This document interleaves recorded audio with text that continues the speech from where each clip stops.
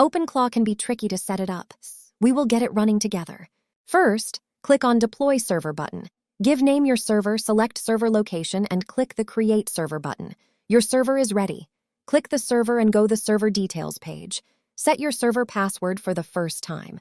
And click Dedeploy Moltbot button, select the favorite model and then press the Deploy button. Write your server password, and your Moltbot is deploying. When your Moltbot is deployed, go to Connections tab. Select your first connection. We are going with Telegram now. Then go to your Telegram and open search bar. Search the bot father.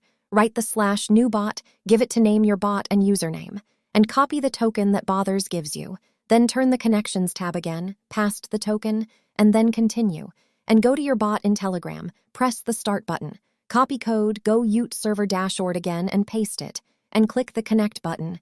Know your Telegram connected to your OpenClaw bot. Say hi your bot.